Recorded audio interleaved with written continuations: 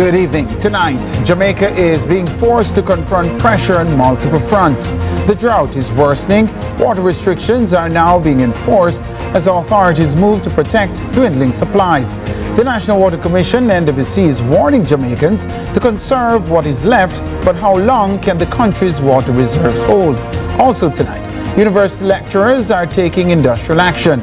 WIGOT Jamaica says its members have waited more than 3 years for the outcome of the public sector compensation review. Now, they're refusing to teach, examine, and work beyond their normal hours. What does that mean for the start of the new academic year? And as Jamaica moves through the aftermath of emancipation and independence celebrations, Jamaican and American youth are preparing to debate one of the most contentious questions about black identity. Should black nationalism be regretted? The Jamaican Association for Debating and Empowerment and the Detroit Umoja Debate League are bringing that question to you, Mona. And in tonight's Global Current, a massive earthquake strikes Colombia. Syria's former ruler is sentenced to death in absentia, and parts of Europe prepare for daytime darkness. I'm Tyrone Reed, and this is Lead Story.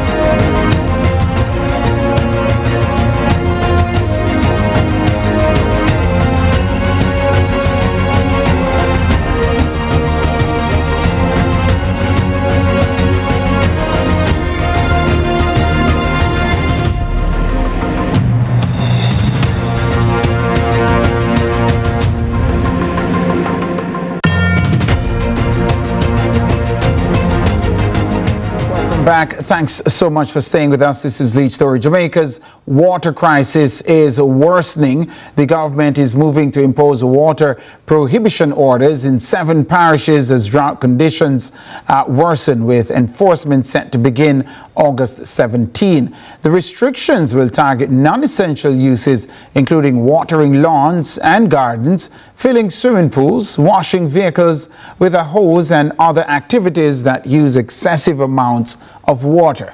But this is not just a water supply problem. The Met Service has been warning that Jamaica is entering a period of drier conditions with below normal rainfall expected and above normal temperatures on the horizon. So tonight, we want to understand both sides of this crisis. How much water do we have left? And more importantly, when can Jamaica expect meaningful rainfall? Joining us are Delana Williams, the Corporate Public Relations Manager at the National Water Commission, and Evan Thompson, yes, the Principal Director at the Met Service of Jamaica. Gentlemen, good evening, good afternoon, welcome to Lead Story.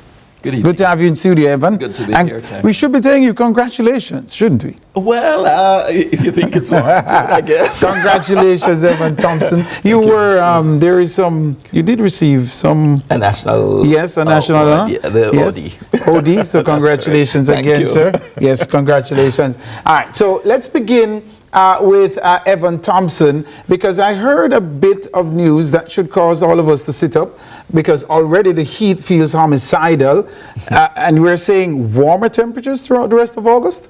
That's right. August would normally have temperatures a little bit higher than July. That's traditional. And what we are seeing in the projections is that the temperature is likely to be a little above the norm.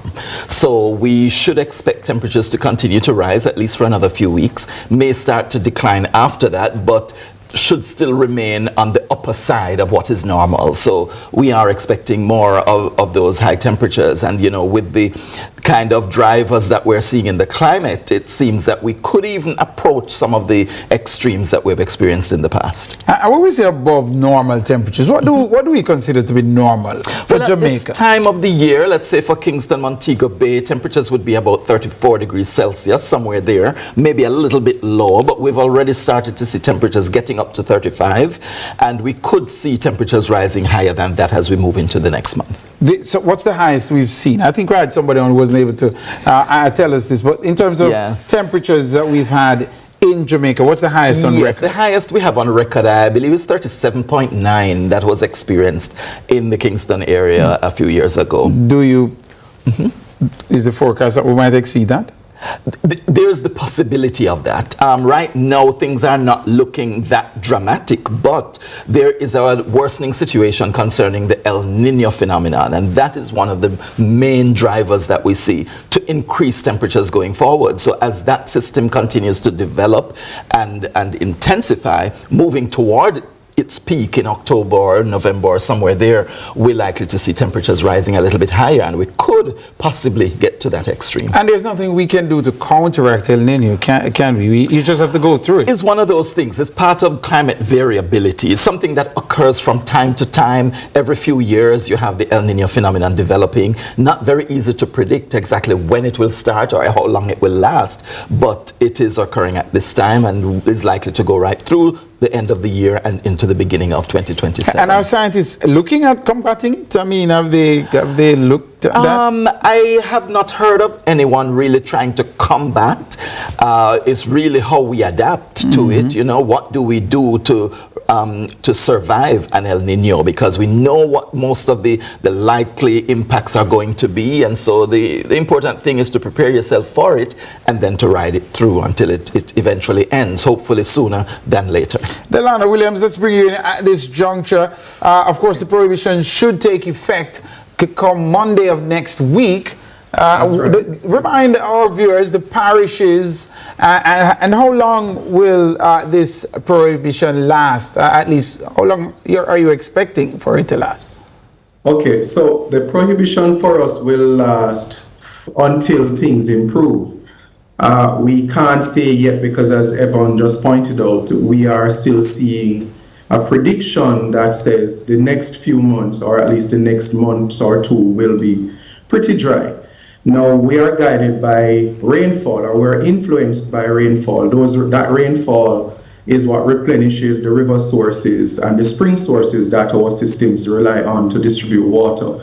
So across the parishes of Kingston, St. Andrew, St. Thomas, St. Mary, Portland, St. Anne, and of course St. Catherine, all of those are eastern areas that we are currently having to install the prohibition notice come August 17th, and we will then monitor and manage as best we can until things improve.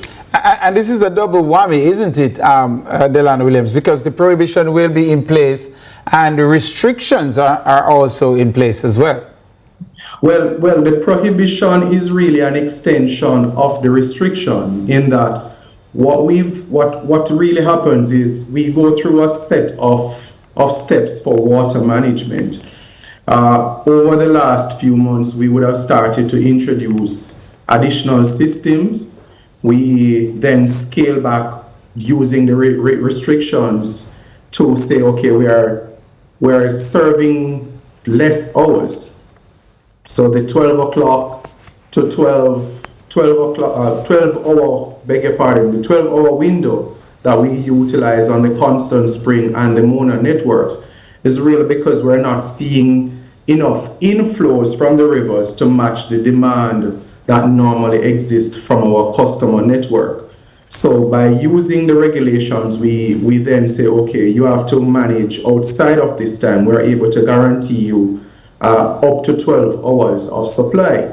Now, once things continue to worsen, as we're seeing now with the dry spell, the decision to come on the 17th is that only essential use of water is what we're prescribing. So the prohibition says anything that is outside of cooking, bathing, cleaning, drinking, then that is non-essential, and therefore you can avoid using piped or drinking water for that. I want to come back to the 12-hour time frame you just provided. But for example, Delano Williams, for those NWC customers who are looking on and they're saying, but I'm paying for this water, why do you get to tell me what to do with it? Well, I'm forced to, because we have to look at the overall management of it. And sometimes, as you said, two sides of the story, in that next 2 months you will be saying to me, if I allow you to wantonly use it, that you, Delano, and your team saw that we were running low and you said nothing about it. And so the installation or implementation of the regulations in July the Mona network adding to that in August, and now the prohibition notice is really our way of saying conservation is key.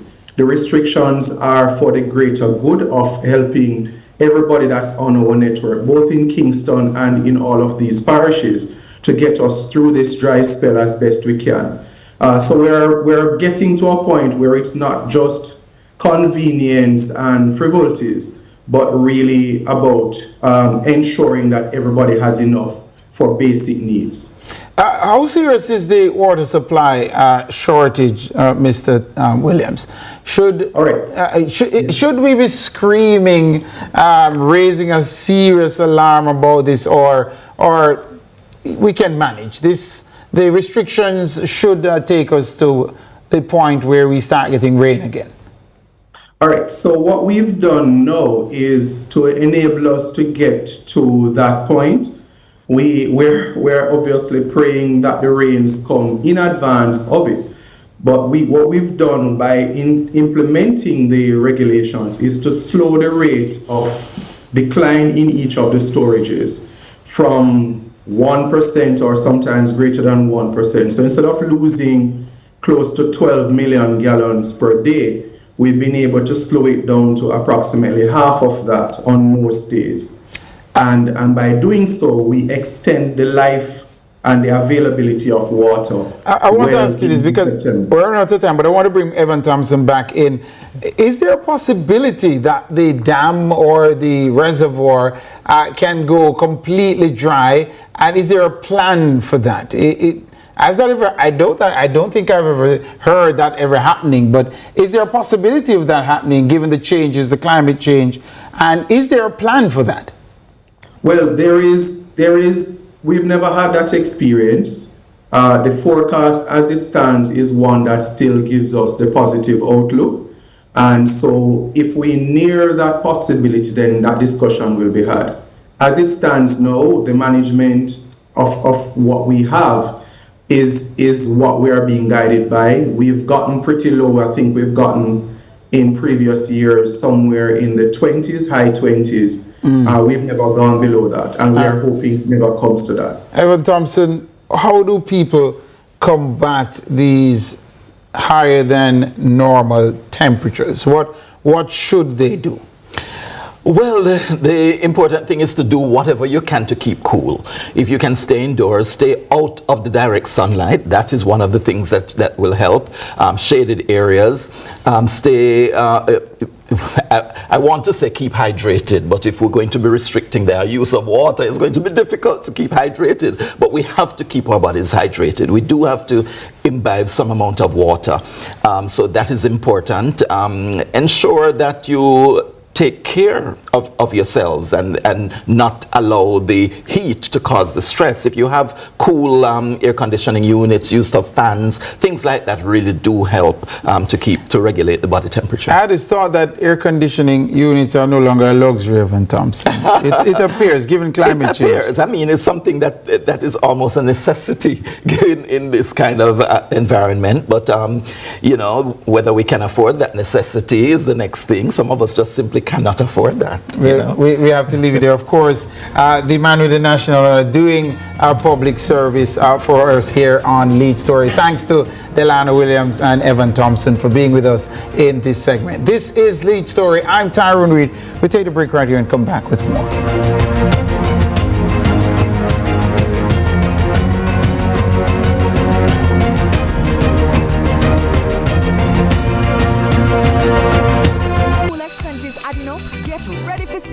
Chris and Charles. From July 9 to August 31, enjoy a low interest rate on loans of $1.5 and $2 million. Plus, get 25% off the processing fee on loans of $1 million Jamaican dollars and above. You could also qualify for one of 50 Ready for School grants worth 60,000 Jamaican dollars each. Visit your nearest Chris and Charles branch or www.chrisandcharles.com for details. When you think loans, think Chris and Charles. Conditions apply. Jamaica's unemployment rate has fallen to 3.3%, down from 13.2% in 2016. Our government's continued focus on job creation is delivering real results. We are building Jamaica. The Time by the Office of the Prime Minister is... Let's delve deep into the issues. we'll take you beneath the surface. Greetings and salutations. My name is Orville Higgins, and it's another edition of Fan Central. Talking to the people at the heart of the top sporting stories. Hear from your favorite sportsmen and women and the administrators who work tirelessly to make it all happen. It's live sports talk. I've written an entire article. Yes. Looking at all the major issues every Tuesday at 9 p.m. It's Fan Central.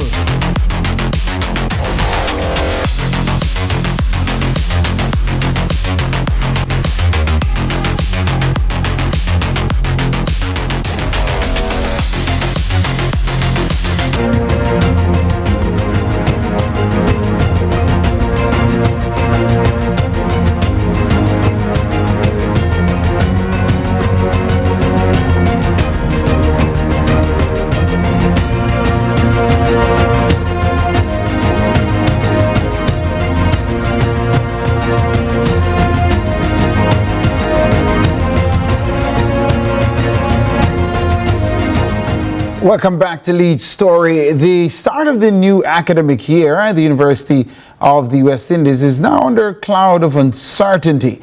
Members of the West Indies group of university teachers, WIGAT, Jamaica, began industrial action on Monday after what the union says was years of delays in the public sector compensation review process. The union represents academic, senior administrative and professional staff at the university. WIGAT says its members have been waiting since April 2023 for the outcome of the compensation review. The union says its critical response to the Ernst & Young compensation review report was submitted to the Ministry of Finance and the Public Service, but no formal response has come. WIGAT also says it has not been given a date for a meeting to discuss any new compensation offer. The industrial action includes refusing to participate in meetings in preparation for the new academic year, not working outside normal working hours, and refraining from teaching and examining functions, and that could have a direct impact on students as the university prepares to resume teaching and learning. Joining us now is Professor Paul Brown. He's the president of the West Indies Group of University Teachers, Jamaica, that's WIGAT. Professor Brown, welcome to Lead Story. Appreciate you making the time to be with us. All right, thanks for having me. Happy to be here. Professor Brown, let's start with the most immediate issue. WIGAT members are now on industrial action. What exactly brought you to this point where we are now that caused the members of your union to feel as if this was the only option left? Right, so happy to answer. So the industrial action has really been precipitated from the protracted delay in concluding discussions regarding the compensation review for the University of the West Indies.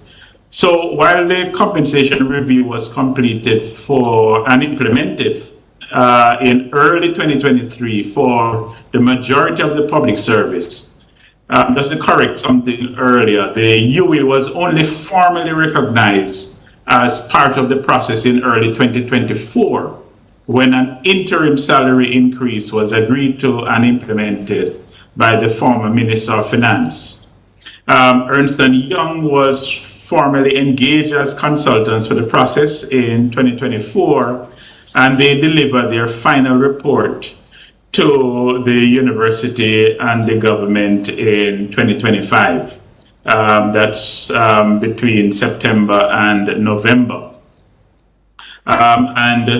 So there would have been a number of conversations, if you will, that would have been had, and ended with a meeting that we had with the Transformation Implementation Unit and the Ministry of Finance on the 1st of June 2026. So there has been one meeting in the period, but we are anxious for the conclusion of these discussions and for the implementation for the benefit of the staff. And just for our clarity, Professor Brown, are you negotiating directly with the Ministry of Finance, or is it with the Ministry of Finance through the university administration? That's an interesting question. No, so many years ago, and when I just joined UWE and was getting involved in union work, there was actually representation from the Ministry of Finance in negotiations. But over time, that has ceded to indirectly negotiating. So we negotiate directly with the university, and they would have a remit from the Ministry of Finance. But in this situation, because of the nature of it and that they were actually going to be paying both for the review process and for the relevant increases, then it appears that we had a window to negotiate or to interact directly with the Ministry of Finance. So in a sense, that was a win for us because we were able then to talk directly to the Ministry of Finance. And for the broader public sector, Professor, the increases were, according to what was being bandied about in the media, that these public sector workers were being brought up to at least 8% of market. Based on the assessment that was done for the WIGOT members, what are we looking at in terms of the increases? Let me state it this way. So the EY report concluded that with reference to members represented by WIGOT Jamaica, the local, regional, and international comparators, that we were largely compensated at the level equivalent to its market. Now, if you know... I'm sorry, I missed that. Equivalent with? With the local, regional, and international comparators. Yes. But there are two other unions with members on the campus. So the compensation review would have included members who are a part of MONATS that looks at administrative and technical staff, and UAW, which looks at principally service staff. So there would be significant gaps identified. But of interest to this discussion, I represent members of WIGOT, and the EY report contended that we were at market. We disagreed with that principally because of the methodology that EY used. There were issues that we found with the transparency and inappropriate choices that they used. So, for example, they included UTech, University of Technology, which is actually pegged to UWE. And they use that as one of the comparators. Now, UWE is ranked as the top university in the Caribbean and among the top 5% worldwide. So clearly, most of our market would be the other university campuses in Barbados and Trinidad, and for those universities in our ranking in the UK, the US, Australia, etc. So there were some issues that we found in those comparators, and we actually pointed those out from very early in the process so that EY would be aware of those concerns before they came to their final conclusion. But Professor Brown, if I'm hearing you clearly and correctly, you did point out that the government commissioned this audit by Ernst & Young. So now WIGOT is asking the government to go against what the entity that it hired to do this assessment is saying.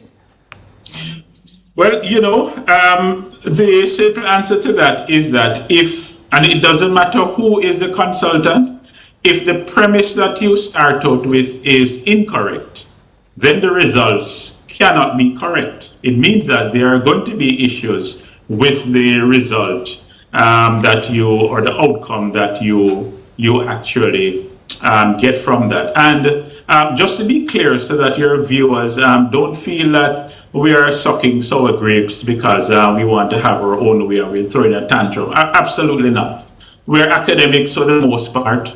And so when we looked at the presentation, the issues that we found caused us to do what we have called a corrective review, where we identified where the gaps were and also made suggestions based on objective data, how it is. But Professor Brown, you've now, Yes. but with that statement, you opened up yourself to the accusation of becoming a judge in your own cause, because an independent entity assessed the situation to see whether or not your members were at market. They've determined that you are at market, but now I'm asking you to tell us, what do you hope that the government will do? You're hoping that they'll disregard the assessment that was done by Ernst & Young that they hired and then work with your assessment of Ernst & Young's assessment?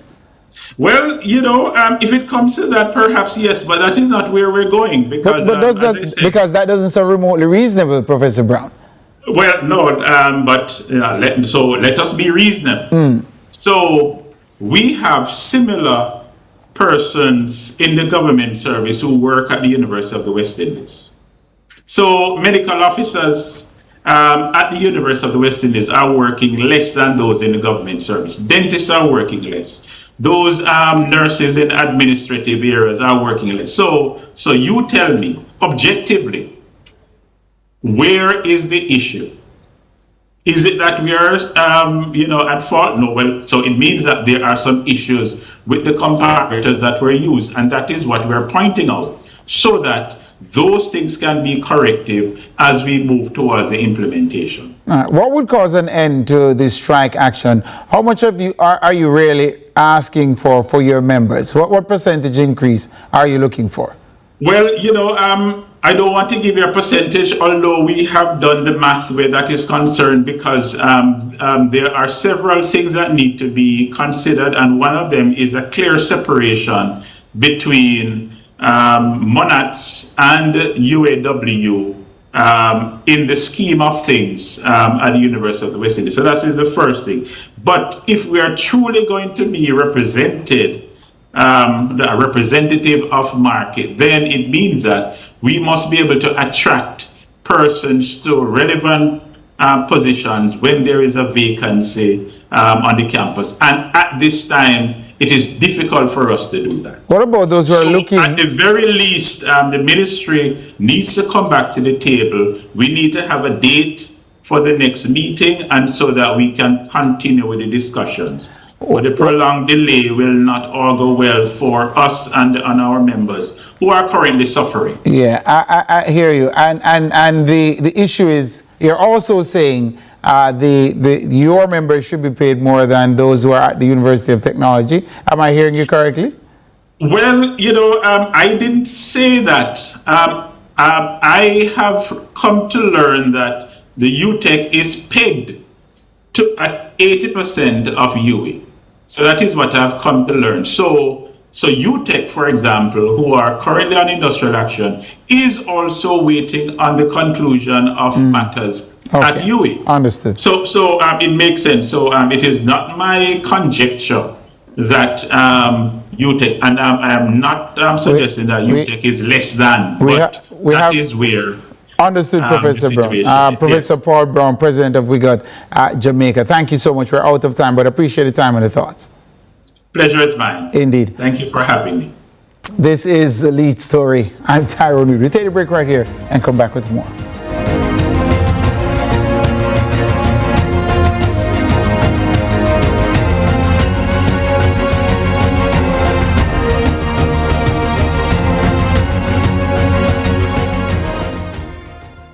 At Hawkeye, we work hard to develop state-of-the-art security solutions like our new Total Connect smart home automation system that gives you 24/7 access to control your appliances, lights, cameras, and doors using your smartphone, tablet, or PC.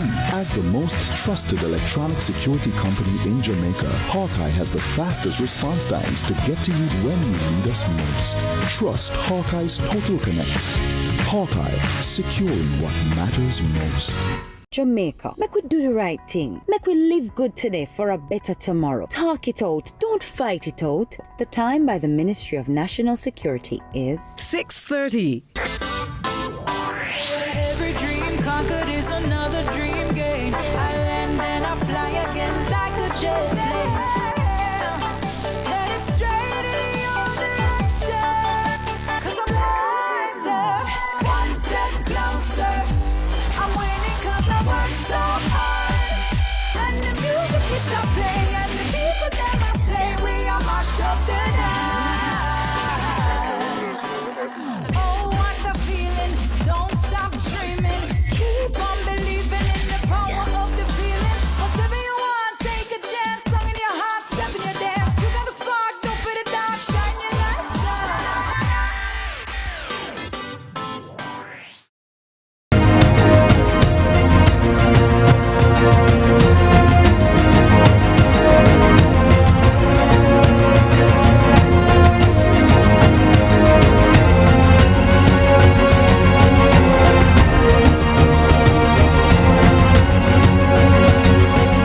Welcome back. Jamaica has just come through its emancipation and independence celebrations. But beyond the flags, the ceremonies and the national pride, there are still big questions about black identity, power, leadership and self-determination. This week, young Jamaicans and young Americans will put one of those questions on the debate floor. Should black nationalism be regretted?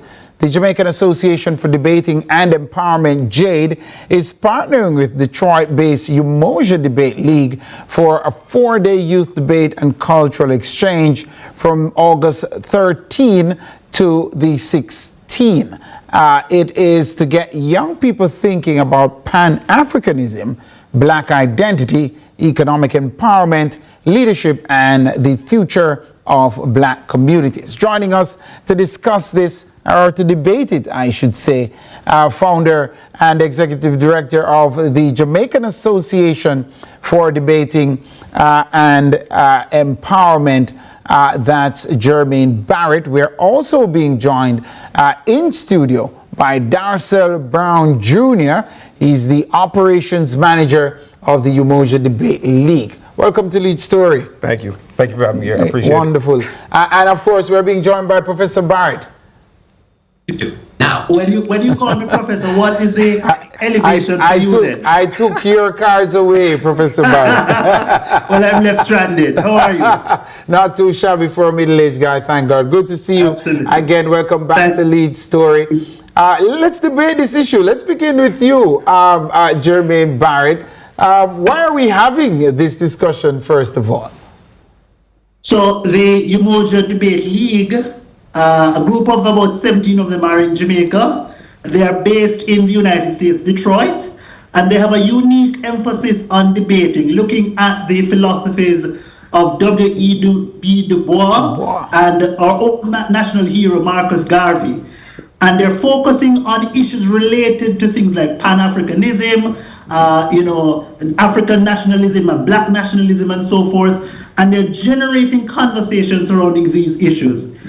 Jade, as you probably are aware, is very much interested in debating across the spectrum because we recognize that debating is a powerful tool for individual empowerment, national development, and so forth. So both organizations have come together at this time to organize a slate of activities, and one of the things that we'll be doing is a grand exhibition debate on Thursday at the University of the West Indies, and we want all of Jamaica to come out and participate.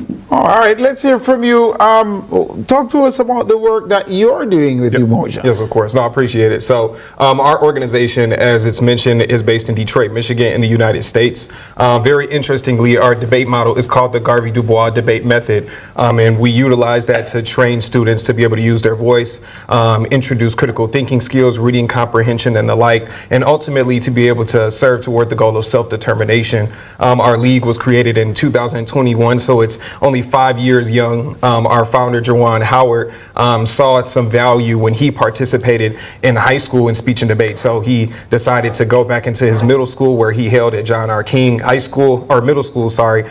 And that's pretty much what was the catalyst for the debate league. And the partnership came about because for our students, we try to provide cultural immersion opportunities and take them out of the country and connect the diaspora. We've taken a trip to Accra, Ghana, and now we're here in Kingston to partner with Jade. Indeed. So you're actually going to be, is it going to be a format where it's those from Umoja are going up against those represented by Jade? Is that how you're going to be doing it? Very much so. So we've selected 2 of our students that are accompanying us on this trip. So Javion, who is from Cody High School, and Nia Stewart, who goes to Renaissance High School in Detroit, will be our lead speakers who will participate against 2 students who hail from the Jade organization. So, and Detroit is known as is it Motor City? Is that Motown? Yep, Motor City. Motor yep, City, Detroit. But now they're exporting debaters. Now let's put the test to the test. So let me have both of you give us a little debate here on black nationalism. Should it be regretted? Who wants to be for or against? We should flip a coin. Yeah, but since you're a visitor, we'll give you the first choice. You want to be for or against? I'll ensure that we fall in line with the debate itself. We actually spoke about this prior to, so Jade will actually take up that they want to reject black nationalism, or that this House should reject it. And the negative for us, we will argue why we should affirm black nationalism as a strategy. And to further speak on that, I think that black nationalism would be a valuable methodology for us to endorse, of course, with the legacy of Marcus Garvey and for W.B. Du Bois. While they have varying perspectives, ultimately the goal, of course, is to create self-autonomous communities for black individuals. You kind of mentioned that with the emancipation recently of Jamaica, right, it is something that you all value here in terms of being able to get underneath colonial rule and be able to make decisions that are important for, Jamaicans altogether. In America, though, after 400 years of being able to surpass slavery, Jim Crow laws, etc., we're still seeking to create self-autonomous zones that do not have to deal with issues of white supremacy, that allows us to have black economics and that doesn't lack disenfranchisement and all those things. So we think that it is healthy for all of the diaspora to be able to, in their communities, be able to establish institutions that will make it better for a Pan-Africanist movement, or ultimately to be able to liberate all black communities globally. Let me hear you on it, Mr. Professor Barrett. Professor Barrett, let me hear you on it. What say you? Well, we are tendering a critical assessment of black nationalism. We don't think that black nationalism is, as my brother Brown has just described it. Black nationalism, in its real sense, is a philosophy that creates black people or establishes black people as being exceptional, superior even. We don't think that that is good. We think that in a context where we're supposed to be advancing human cohesion and collaboration, we think that black exceptionalism condemns whites as being inferior and somehow blacks are superior. Now, we understand the painful history that has really characterized our history and our forefathers, the enslavement, colonialism, and so forth. And that is horrible. But we think that black exceptionalism has been such that it has caused black people to think of themselves as being inherently superior, and ultimately that is going to condemn the race to a life of underdevelopment. We see it in the United States, where the Black Panther movement and other movements that have advocated for Pan-Africanism has not advanced the cause of the black people at all. In fact, black Americans are poorer for it. Black Americans exhibit greater levels of violence and conflicts right across the board, and it is not simply because we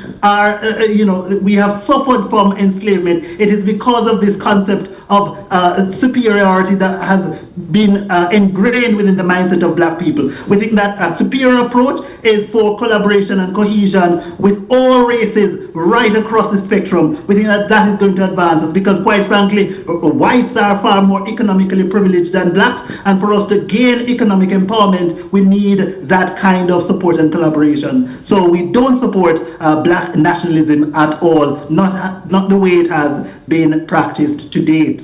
Riveting stuff right here on Lead Sir. Sure, you want to push back against that? Oh, of course. Well, for myself, I think that the issue in which we attempt to create collaboration and cohesion, we kind of see what the dangers of that are. Certain communities that aren't black often don't understand the dehumanization, the economic disenfranchisement, the inequality that we have had to pretty much, fight through. And I think that it takes us a step back when we get into situations where we have to think about other communities and the way that we can lift them up. As I've mentioned, of course, with Jamaica, you all have recently been able to gain independence and emancipation. There are a lot of countries and a lot of communities, black communities across the diaspora, who are still attempting to get underneath colonial rule, trying to answer, redress issues of racial capitalism.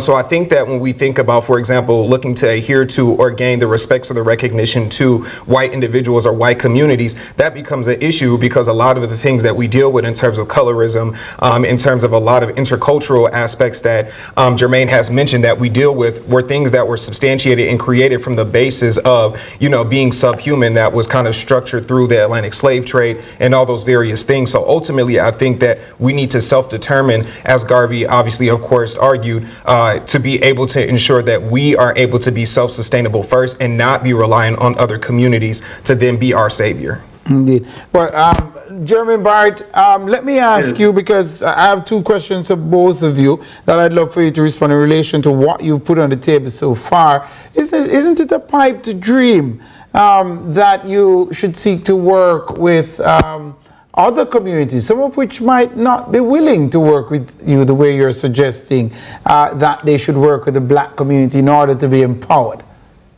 Well, let me just declare first and foremost to all our viewers and listeners that the views just expressed by myself and my brother Brown is not at all our views. We've been tasked with representing a debate, exactly. And we've been tasked to do that impromptu, on the spot. I never expected this, but I think we've comported ourselves quite well. Now, on to your question. Yes. The fact is that there is a continuation of conflict and racial divide that is not healthy at all, and that doesn't advance anybody's interest. I look, for example, at Rwanda. When they had their genocide in the 1990s, the real solution for them, as orchestrated by the founders of New Rwanda, was to dispense with the distinctions that exist in Rwanda, meaning no government office at all or paper or documentation ever chronicled people's race or ethnicity or so forth, because those are demarcations of divide. We're contending that it's likely that the more we push this otherization of black people versus white people, Chinese versus other races, for example, it is going to lead to a continued perpetuation of the conflict and the divide that has characterized our world. Do they show time? Is that how you do it? Do you show time or a buzzer goes off? I'm out of time, but I have to ask you this. Yes. I have 30 seconds to you. Where the world is increasingly being said to be a global village. This black nationalism goes contrary to that. Yes.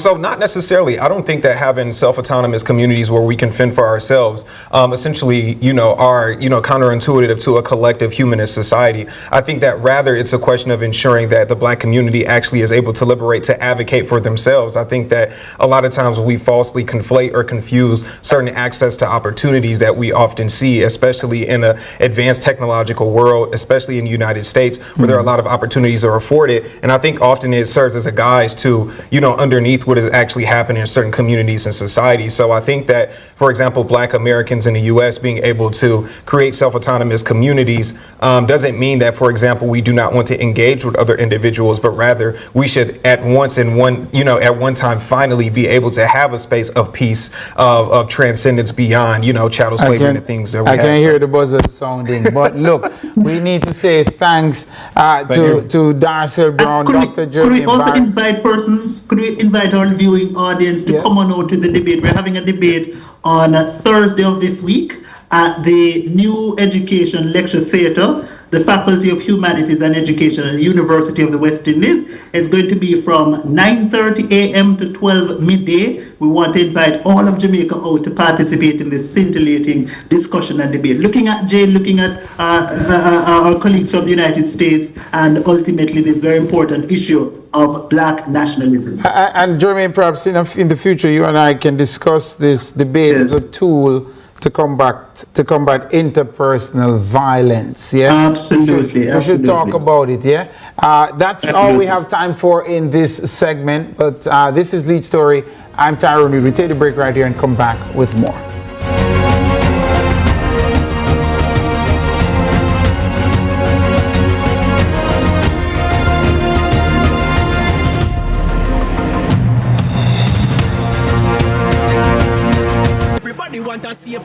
Right now. One thing about Jamaicans, we might have differences, but we know when something is good for all of us. And when we work together against crime and violence, we are stronger than ever. And that's how we know the Citizen Security Plan can work. Now on the name CSP. The Citizen Security Plan is an initiative of the Ministry of National Security in partnership with the European Union. It's an all-of-government effort to create safer streets and build stronger communities. Go to mns.gov.jm to learn how you can play your part.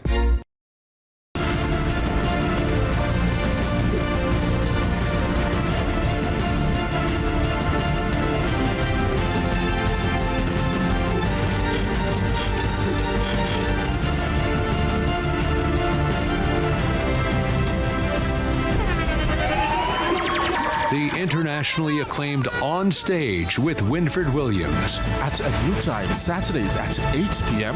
on CVM TV. So much more than entertainment. Walking on the Word with Apostle Professor J. Andrew Scott every Sunday morning at 9:30 a.m. Hallelujah. And they have some people now where you look forward for them. They bring a joy to you. They make you laugh. When you see them, they make you give you a good vibe. And them people that you want around you, man. Hallelujah. Hallelujah. Now follow me with your heavy self, man. Sure. Your heavy down, sir. Hallelujah.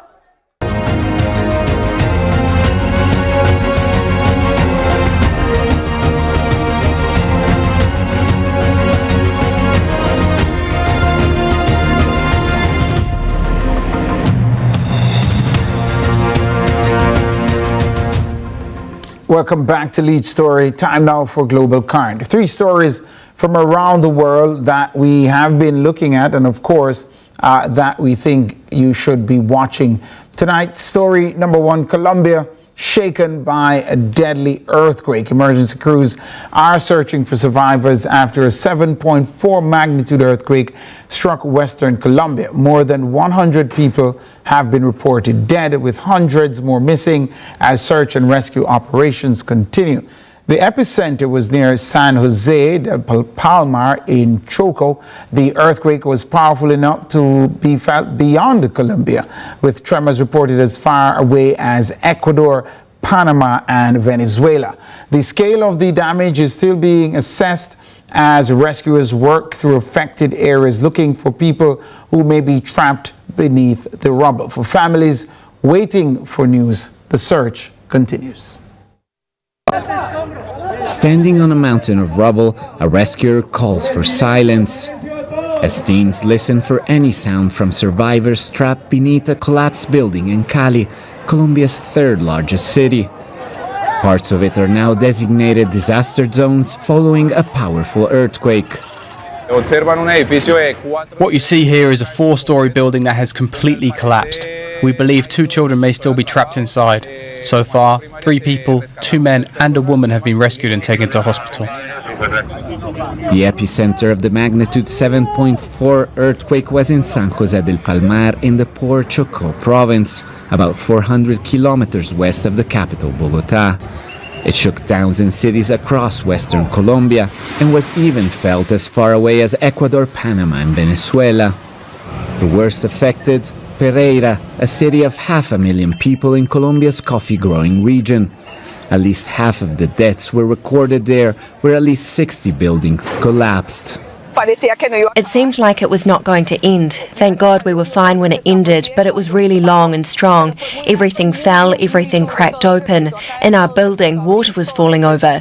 When we came down, the building next to us was totally collapsed. The president has declared a national emergency, quickly releasing funds to deal with the crisis. I have issued a peremptory order as head of state and head of government. The first priority is rescuing the people who are under the rubble. That is the priority, rescuing the people who are still under the rubble. That report there from Al Jazeera. Now to story number 2, Bashar al-Assad sentenced to death. That's Syria's former ruler, Bashar al-Assad, and he's been sentenced to death after a trial in absentia. The court on Tuesday convicted Assad of atrocities committed during Syria's nearly 14-year civil war. The ruling marks an extraordinary moment in the country's history after years of conflict that left hundreds of thousands dead and millions displaced. Assad was not present in court for the proceedings. The death sentence now adds a new chapter to a conflict that has reshaped Syria and the wider Middle East. More in this report. In his verdict, the judge reeled off Bashar al-Assad's crimes. The fugitive defendant, as he called him, was guilty of intentional homicide, deliberate killing, and incitement. He is also convicted of the felony of torture resulting in death, and multiple acts of deprivation of liberty, constituting crimes against humanity and war crimes. He is sentenced to death. A sentence more symbolic than anything, as Assad fled to Russia after his regime's fall in December 2024 and received political asylum. The judge handed the same sentence in absentia to 6 Assad-era military and security officials, including Assad's brother, Maher, a former commander of the Syrian military's notorious 4th Armoured Division, accused of killings, torture, extortion and drug trafficking. Just one former security official, a cousin of Assad's, was in the dock Tuesday. Atif Najib was sentenced to death for leading the crackdown in the southern province of Daraa on the uprising that would lead to the civil war. Outside the courthouse, a crowd gathered to celebrate the verdict, carrying pictures of the war's victims and the lawyer who represented some of them. Today is a day of justice for all the wounded, martyrs, detainees and Syrians who were unjustly forced to leave their country. It's a historic day, a victory of right against injustice, a victory of the Syrian people against the ousted regime. The sentencing follows a 4-month trial concerning the atrocities committed by Assad's inner circle during the civil war, during which more than 500,000 people were killed, millions displaced and tens of thousands disappeared. Syria's new Islamist-led authorities have repeatedly asked Russia to hand the Assads over to face justice. And finally tonight in Global Current, Europe prepares for daytime darkness. That's our final topic for tonight. Parts of Europe will experience a total solar eclipse on Wednesday as the moon passes directly in front of the sun, temporarily blocking its light. The path of totality begins near the tip of Siberia before curving around the Arctic Ocean and crossing parts of Greenland and Iceland. It then moves across the northern Atlantic before reaching northern Spain and eventually the Mediterranean. Other parts of Europe will experience a partial eclipse. For people in the path of totality, the period of darkness will last only a few minutes. But for some sky watchers, that is more than enough reason to cross continents for a chance to see the event. People are preparing to watch Wednesday's total solar eclipse, which will be visible across parts of Europe and the Arctic. Here in the UK, there'll be around 90% coverage of the sun, as our science correspondent, Palab Ghosh, explains. I'm in northern Spain, which is going to be experiencing a total eclipse. So essentially what happens is that the Earth, the Moon and the Sun completely align. The moon blocks out the bright disk of the sun, and what we see is the sun's corona, and those excited people witnessed an incredible sight. Now, not everyone is going to see this. If you're in either side of the path of totality, you'll see what's called a partial eclipse. People in the UK will experience that, but even that is particularly spectacular. So Palab is in Spain, which is going to be one of the best places to see it, as is the astronomer and science communicator Nigel Henbest and his wife Bridget Brown. Hello to you both. Hi, Anne. So you've travelled to Spain, searching basically for the perfect spot. Have you found the perfect spot, first of all? Fingers crossed. We have. Okay. Because you think about the eclipse, you never know about the weather. I mean, as an astronomer, I can tell you exactly where and when you're going to see the totality, but the weather is always fingers crossed. But we are just to the north of Madrid in La Rioja, a little village called San Domingo de la Calzada. It's cloudy around the coast of Spain. We've got our fingers crossed it's going to be clear inland. That report there from the BBC News. 3 stories, 3 very different reminders of how quickly the world can change. A natural disaster in Colombia, a historical judgment in Syria, and a celestial event that will turn day into night for millions. That is the Global Current. And now we take a look at that's all we have for you tonight. Of course, Lead Story Prime comes up right after the news. Yeah, but at the top of the hour, the best news in the country, CVM News.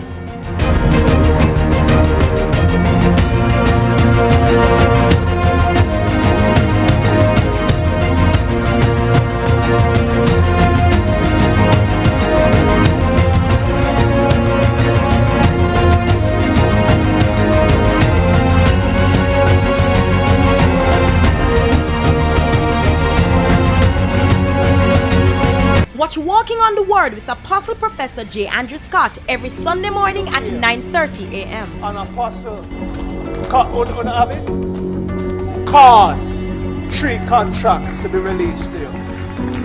So as of tonight, the realm of the supernatural is active and activated to cause 3 contracts. Pow! Pow! Pow! In Jesus' name.